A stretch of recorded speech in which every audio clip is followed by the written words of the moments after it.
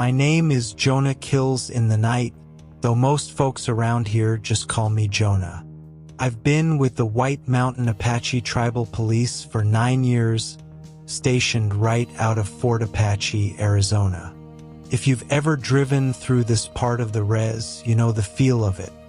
Cottonwood trees line the White River, their leaves whispering when the wind picks up. The old army buildings sit quiet along the main road, whitewashed walls, sagging porches, windows like empty eyes. Tourists roll through for the casino, the trout fishing, maybe a quick photo of the historic fort. They leave thinking they've touched something real, something old. They never stay past sundown. They never hear what happens when the light fades. Fort Apache isn't just a name on a sign.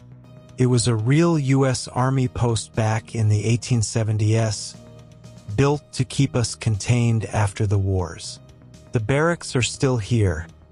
2 long adobe rows, locked most days, used for storage now. Paint peels in long curls. Roofs sag under years of monsoon rain. During the day, kids ride bikes past them. Elders walk by without looking too long. But after sunset, the rules change. Not the ones in the tribal code book. The other ones.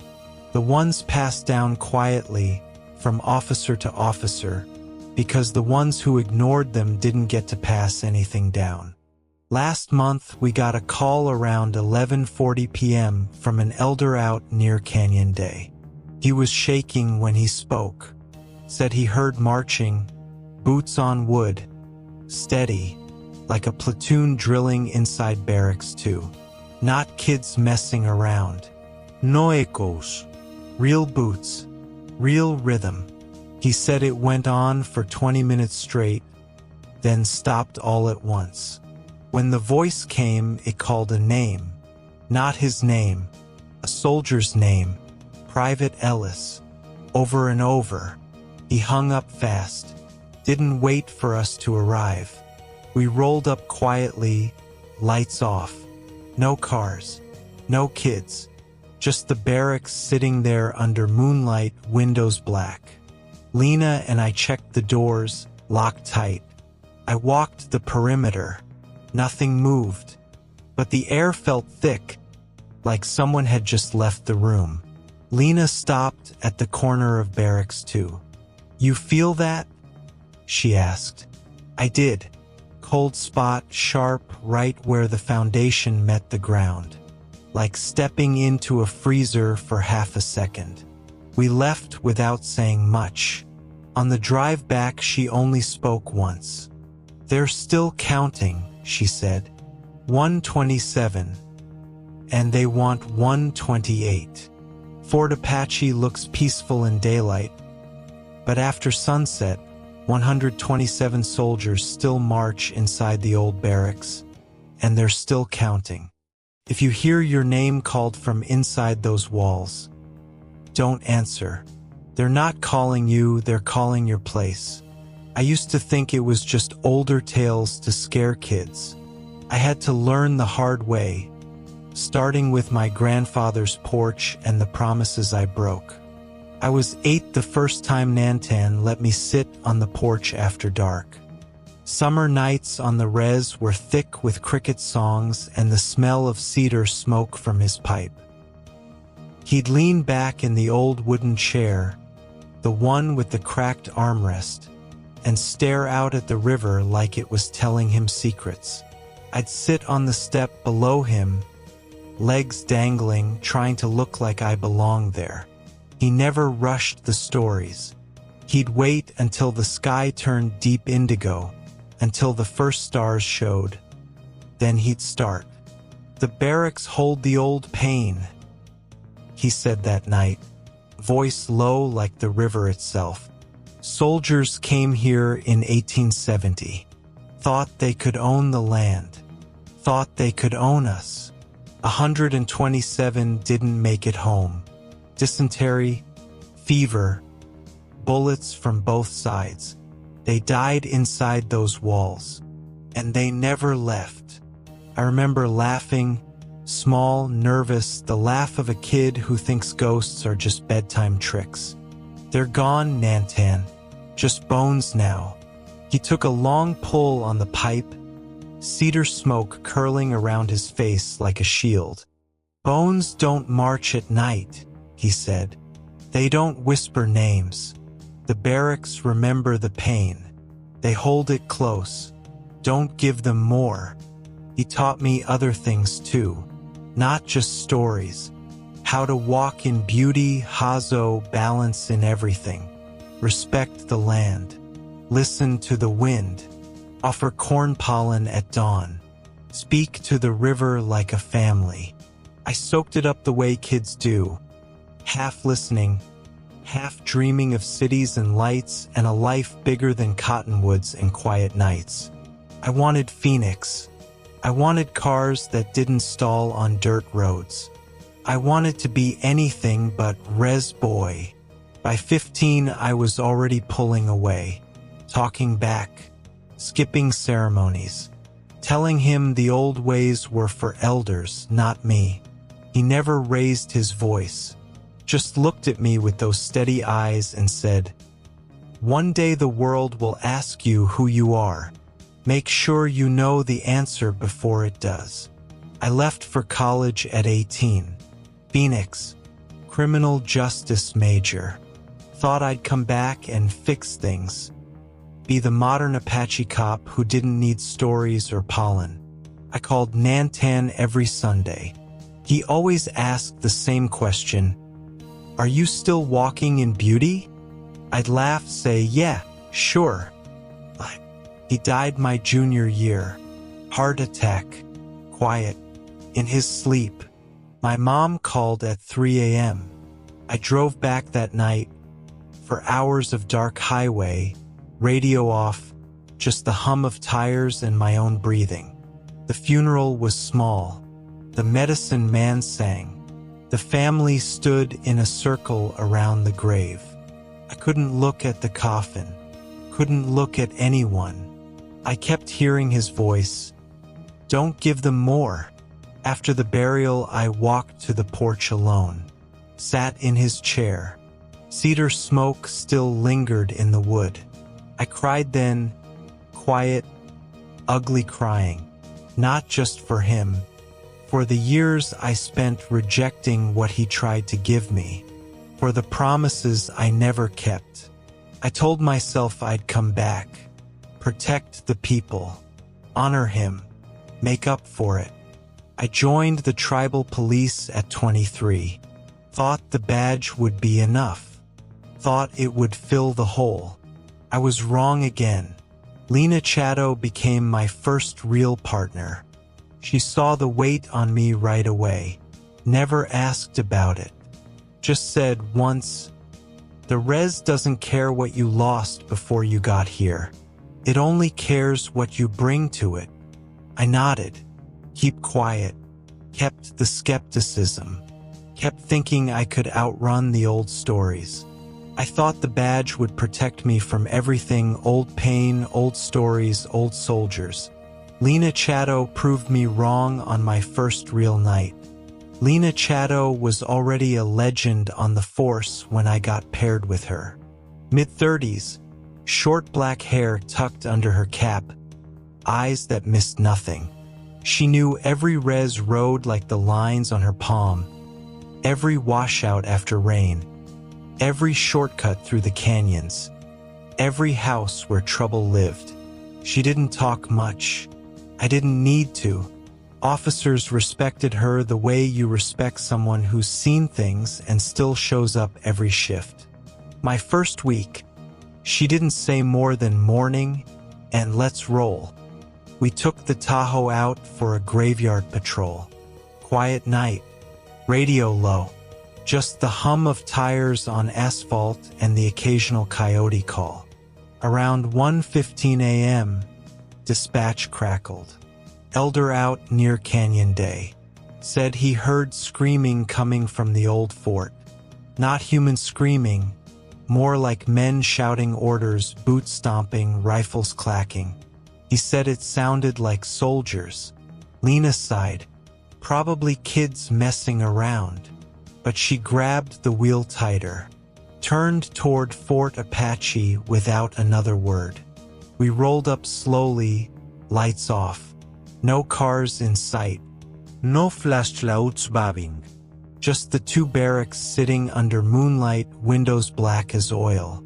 We got out. Lena went left toward Barracks 1. I took Barracks 2.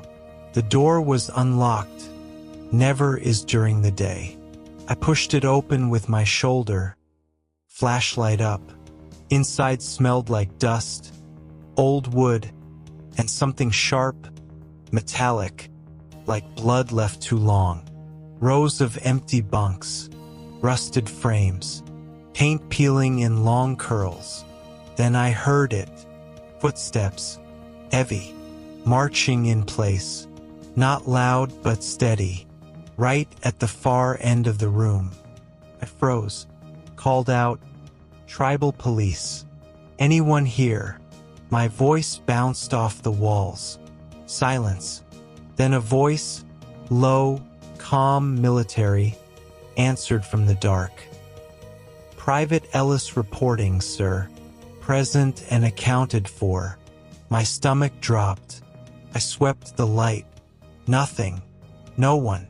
Just shadows stretching long across the floor. But the footsteps kept going. Slow. Deliberate. Like a platoon drilling in formation. I backed up one step. Then another. Radioed Lena. "You hear that?" She was already moving toward me, boots crunching gravel outside. "Yeah," she said. "And it's not kids." We got to Tahoe fast. Locked the doors. Didn't speak until we were a mile away. Lena's knuckles were white on the wheel. "They're not ghosts," she said finally. "They're unfinished. My uncle heard them once. Answered when they called his name. Never slept right again. Died 2 years later. My heart gave out. Doctors said it was natural. I know better." I laughed. Short. Nervous. Wind. Echoes. My imagination. "Come on, Lena." She didn't argue. Just looked straight ahead. "Keep laughing," she said. "See how long it lasts." That night I couldn't sleep. I kept hearing those boots. Steady. Marching. Calling. I told myself it was nothing. City cop habit, evidence over stories. Still, I kept the window closed. Keep the light on. Keep listening. The rules came next. Lena didn't ask if I believed them. She just made me read them. We were back at the station by 2:30 a.m. The fluorescent lights buzzing like they always do after a call that doesn't make sense. Lena didn't sit. She went straight to her desk, opened the bottom drawer, and pulled out a folded piece of paper that looked like it had been handled 1,000 times. Edges soft, corners curled, ink faded but still sharp. She slid it across to me without a word. I unfolded it. Handwritten in black ballpoint, title centered at the top, Fort Apache Barracks Protocols. No date. No signature. Just 8 numbered lines. Never enter the old barracks after sunset. If you hear marching, leave immediately. Do not respond. If a soldier calls your name, do not answer. It isn't your name they want, it's your place. If you see light in the windows, report it but do not approach. Do not whistle or sing near the barracks at night. It is called roll. If you feel cold spots inside the perimeter, turn back. They mark where men died. Never look directly at a shadow that moves on its own. If 127 is written somewhere it shouldn't be, burn the paper and leave the res for the night. I read it twice, then looked up at her. This is a prank, right? Some old-timer's idea of hazing the new guy. Lena leaned against the desk, arms crossed. These aren't police procedures. They're survival orders written by people who didn't come back. She tapped the paper with one finger. My uncle carried this same list. Broke Rule 3 once. Heard his name called from Barracks 1. Answered. Here. Just reflex. After that, he never slept right. Woke up every night at 3:17, the same time Private Ellis died in 1874. Started seeing shadows move on their own. I started losing weight. Heart gave out 2 years later. Doctors said natural causes. I know better. I folded the paper again. I felt the weight of it in my palm. Wind, I said. Echoes. Imagination. Come on, Lena. I put the paper in my pocket. Told myself I'd throw it away later. But I didn't. Keep it. Just in case. That night I couldn't sleep. Kept hearing those boots again. Faint, steady, marching in place. Kept thinking about Nantan on the porch. The way he'd said, "Don't give them more." I'd laughed then too. Told him it was superstition. Now the words felt heavier, like he'd been trying to warn me about something real. I got up, walked to the window. I looked toward the fort even though it was miles away. Moonlight hit the river like silver. Peaceful. But I felt it, the cold spot in my chest. Not fear yet. Doubt. A small crack in the wall I'd built around everything my grandfather tried to teach me. I kept the rules in my pocket, though I'd never need them. Then the college kids came and Tyler answered.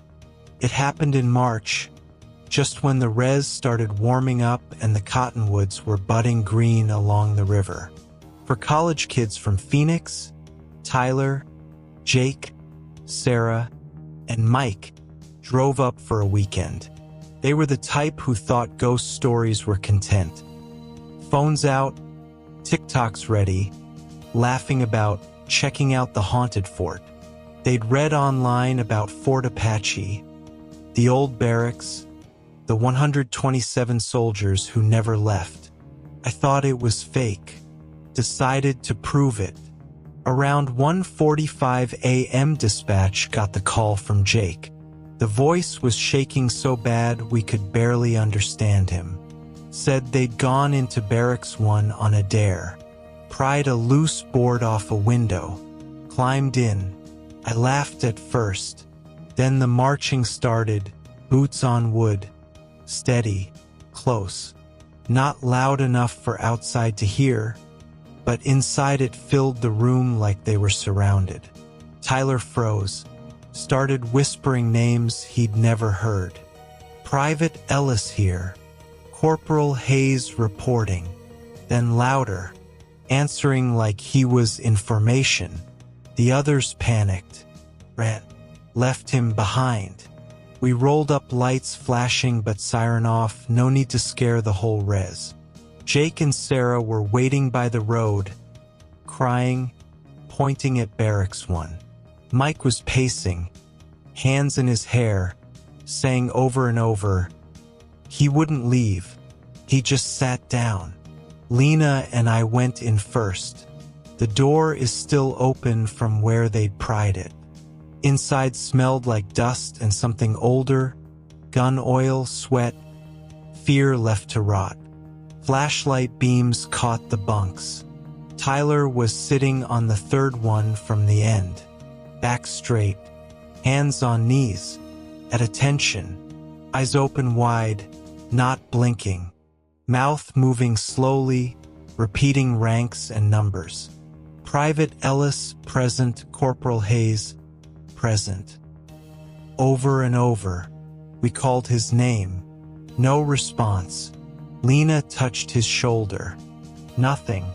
He was breathing, pulse steady, but he wasn't there anymore. I helped lift him, light as a child. carried him out like he weighed nothing. His friends rushed him. Jake kept saying, "He answered. He answered the names." We got him to the clinic in White River. Doctors ran tests, called it acute catatonia, shock, trauma, maybe drugs. No drugs in his system. No injury. Just eyes open, mouth moving, ranks and numbers. He never spoke again. Not a word. Just sat in the room staring at the wall, whispering soldier names like a broken radio. I stood outside his door that night, watching through the window. Saw his reflection in the glass, pale, empty. For a second I thought I saw another face behind him. Gray uniform. Keepy hut. Smiling. I looked away fast, heart hammering. I told myself it was light, fatigue, anything. But I knew better. That was the moment grandfather's words hit hardest. Don't give them more. I'd laughed at him, told him it was superstition. Now Tyler sat in a hospital bed answering names that weren't his. The barracks didn't kill him. They took his place. I drove home slowly that night, pulled over near the river, sat on the hood and stared at the water. I remembered Nanton's porch, the cedar smoke, the way he'd look at me when I rolled my eyes. "One day the world will ask you who you are," he'd said. "Make sure you know the answer." I hadn't known then. I still didn't. But I felt the guilt rise, sharp, hot, like a blade under my ribs. Guilt for laughing, for leaving, for thinking the badge would protect me from what he'd tried to warn me about. After Tyler, I stopped laughing. But the barracks weren't finished with me yet. After Tyler, the res felt different.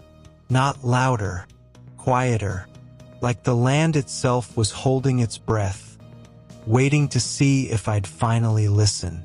I started noticing things I'd ignored before. Cold spots on patrols, sharp, sudden drops in temperature that had nothing to do with wind or shade. One night near East Fork, I stepped out of the Tahoe to check a gate. The air was warm, spring still lingering. Then I walked 10 feet toward the river and hit a wall of cold. Not a breeze, not draft, just cold, grave cold, like opening a freezer door in July. It lasted maybe 5 seconds, then went away. I looked back. Nothing. But I felt it pull, subtle, toward the old fort road, like fingers brushing my shadow. I didn't tell Lena at first, though I was imagining it. But it happened again 2 nights later, near Canyon Day. Same spot every time, close to where Private Ellis died in 1874. Lena noticed me rubbing my arms. "Cold spot?" she asked. I nodded. She didn't laugh, just said, "That's where he went down. Dysentery. They buried him quickly. The ground will never be forgotten." I asked how she knew the exact place. She tapped her chest. "They tell me. You'll hear them too, if you stop running." I wasn't ready to admit I was hearing anything, but the signs kept coming. Shadows moved on their own, long, thin ones stretching across the hood of the patrol car when no light source explained them. One morning, I found 127 scratched into the dust on the windshield. Not deep, just enough to see.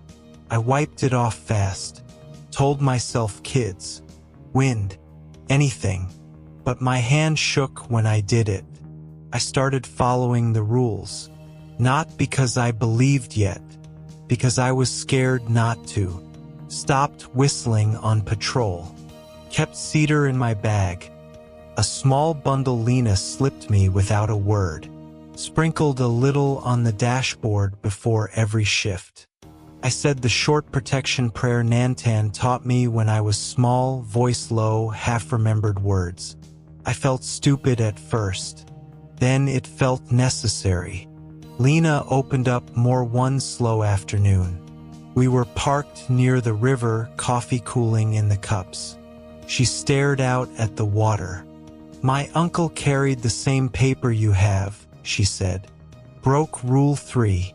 Answered his name. After that, he never slept right. Woke every night at 3:17, the same time Ellis died. Started seeing shadows move alone. I started losing weight. Heart gave out 2 years later. Doctors said it was natural. I know better. It wasn't heart failure. It was letting go. He let them take his place. Piece by piece. I didn't know what to say. Just stared at the river. I felt the guilt rise again. Guilt for laughing at Nantan. For leaving. For thinking I could outrun the old ways. That night I dreamed of him.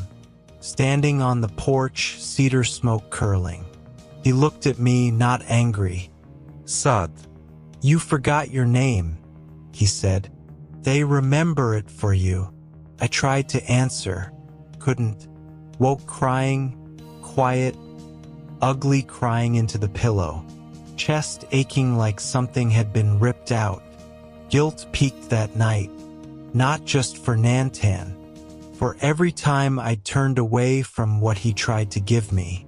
Every time I drove past the barracks, I felt them counting 126, 127, waiting for 128. Cold spots followed me now. Shadows stretched wrong. The rules weren't superstition anymore. They were the only thing keeping me from joining the formation. I thought I could outrun it. Then came the night I answered. November nights on the res turn sharp fast. Wind cuts through the cottonwoods like a blade, and the moon hangs low, full and white, turning everything silver and shadow.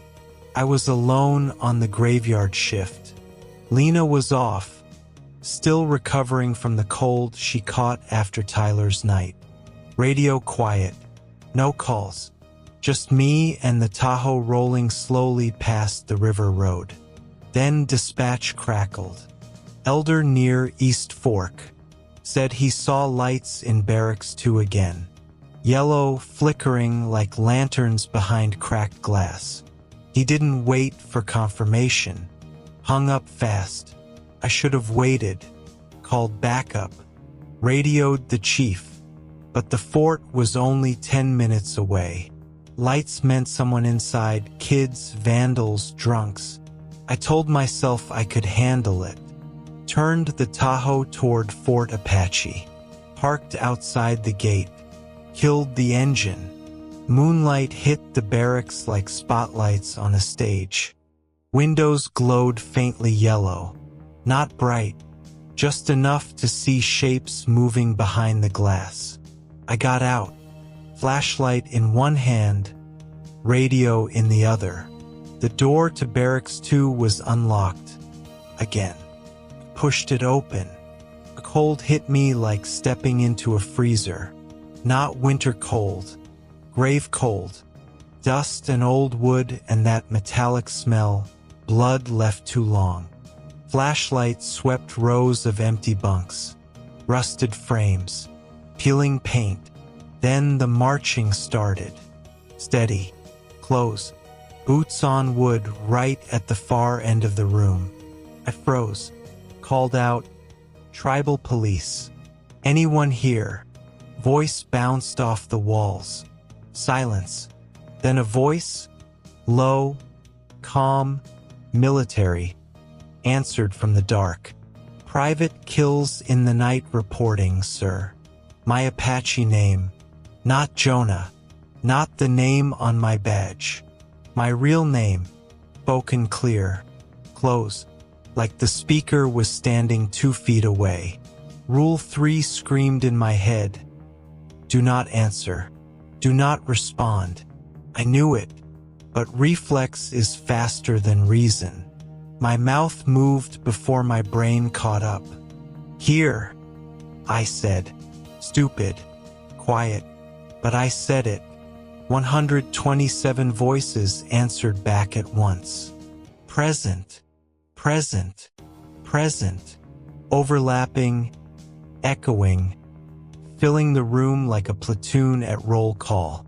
Shadows stretched across the floor, long, thin, wrong. They moved on their own. No light source, just movement. Shapes in gray uniforms, kepis tilted, faces pale and hollow. They stepped forward, slow, deliberate, surrounding me in formation. I felt it then, the pull, not physical at first. Inside, like something was reaching for my place, my name, my breath, my spot in line. My chest tightened, legs heavy, vision blurred at the edges. One shadow reached out, fingers brushed my arm. Cold, hungry, promising to take the weight, the guilt, the grief, all of it. Just let go, it whispered. Join us, be finished. Near death hit fast. I staggered, knees buckled. Flashlight dropped, rolled, beam spinning crazy across the bunks. Shadows closed in, 127 faces staring, waiting, counting, 128. Then I remembered Nantan, his porch, cedar smoke, the song he taught me when I was small, the protection chant. Half-remembered words about balance, about Hazo, about not giving the dark more than it's owed. I dropped to one knee, pulled the cedar bundle from my pocket. Hands shaking so bad I almost dropped it. Struck the lighter. Flame caught. The smoke rose thin and bitter. I waved it in front of me, drawing a line in the air. Shadows recoiled. Hissing. I started the chant. The voice cracked. Low. Halting. But I kept going. Words tumbling out, Apache phrases for protection, for remembering who I was. Nantan's voice in my head now. Steady. Guiding. I bit my lip hard enough to taste blood. Spat a drop on the floor. Not sacrifice. Will. Choice. I chose to stay. Choose my name. Choose my people. The shadows paused. Marching faltered. I grabbed the flashlight, pulled it up like a mirror, angled the beam toward them, caught their own reflections, gray uniforms, hollow faces, twisted back on themselves. They screamed, not sound, pressure, nails on bone inside my skull. Shapes collapsed inward, pulling at each other, fighting. Retreating, the pull weakened, legs mine again. Bret mine. I stood, keep chanting, keep the smoke moving, keep the light steady.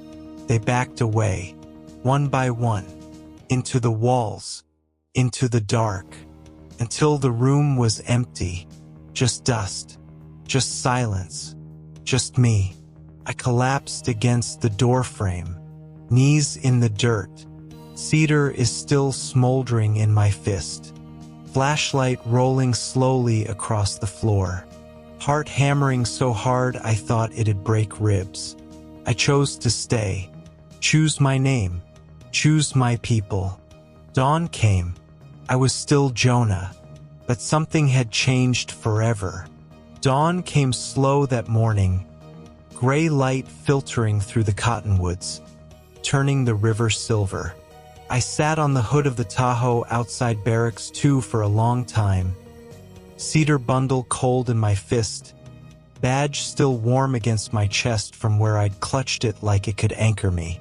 The barracks looked ordinary again, white walls, cracked windows, locked doors.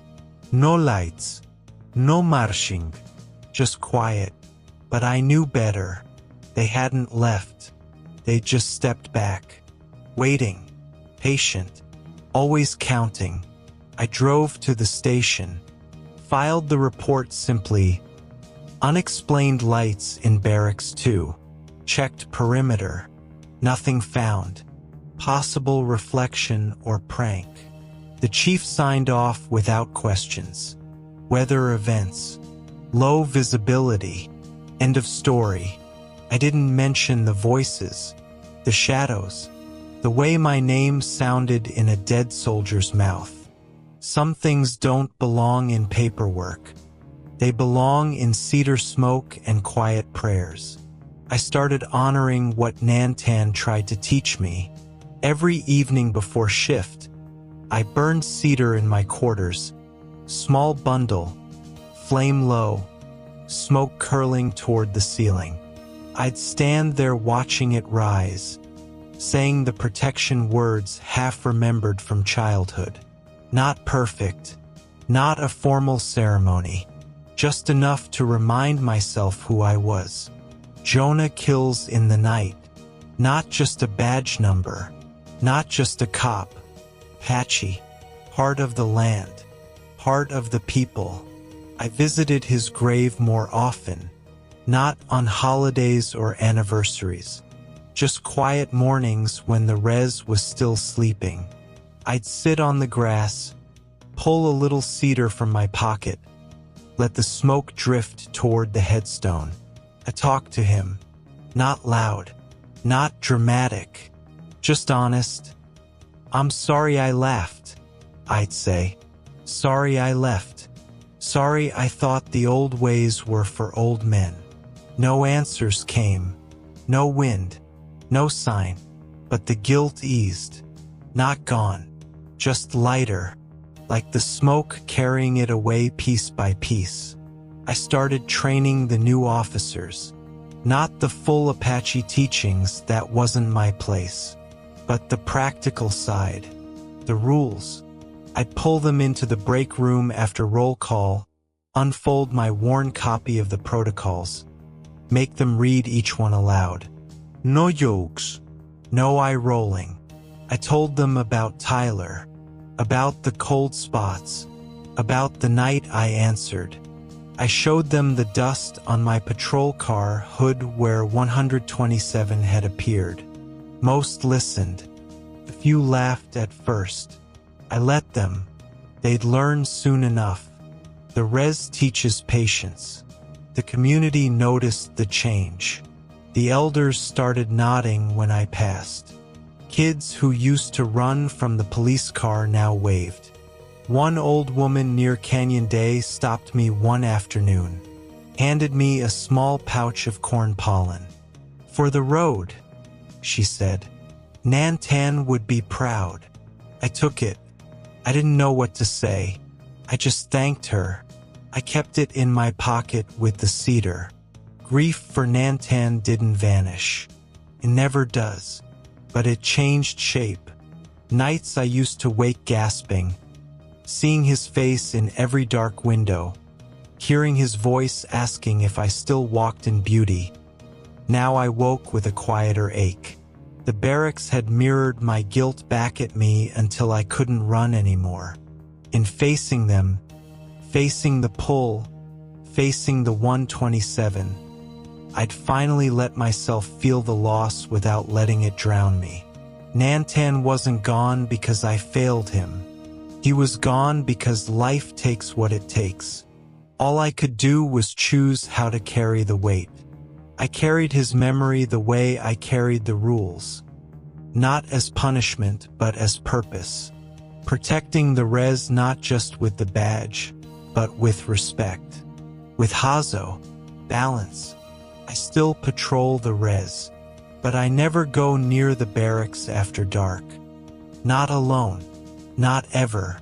I drive the long way if I have to. Keep the windows up. Keep the cedar burning low on the dash. The 127 are still counting. I just make sure they don't get to 128. The res feels different now. Not safer. Not haunted. Just awake. Like the land itself is watching, deciding if I'm worthy of the lessons it's been trying to teach me all along. I'm still learning, still making mistakes, but I'm walking in beauty again, one step at a time. But every full moon, when the barracks windows glow yellow, I still hear them counting. I still patrol the res every night, flashlight in one hand, cedar bundle in the other. The Tahoe rolls slowly past the river, past the casino lights, past the quiet houses where families sleep. The fort stays in my rear view most shifts. I take the long way if I have to, keep the windows up, keep the radio low, but I feel them, always. Cold spots on hot nights, shadows stretching wrong across the road, boots echoing when no one's around. They're still counting, patient, waiting. Last week I found it on my patrol car hood, 127 scratched into the dust. Not deep, just enough to see in the morning light. No footprints nearby, no kids laughing in the bushes. Just the number. I wiped it off fast, sprinkled cedar over the spot, said the protection words under my breath. But the chill stayed in my fingers all day, like they'd touched me, like they were reminding me 127, still waiting for 128. I keep training the new officers, pull them into the break room after roll call. Make them read the protocols aloud. No jokes, no eye rolling. I tell them about Tyler, about the cold spots, about the night I answered. I show them the faded paper Lena gave me, edges softer now, ink fainter, but the rules still sharp. Most listen, a few laugh at first. I let them. The res teaches patience. They'll learn soon enough. The guilt for Nantan doesn't vanish. It never does. But it's quieter now. A steady ache instead of a scream. I visit his grave more often. Sit on the grass. Burn cedar. Talk to him. Tell him I'm sorry. For laughing. For leaving. For thinking the old ways were for old men. No answers come. No wind. No sign, but the weight feels shared, like he's carrying part of it with me, like he always was. I protect the res now, not just with the badge, but with respect. With Hazo, balance.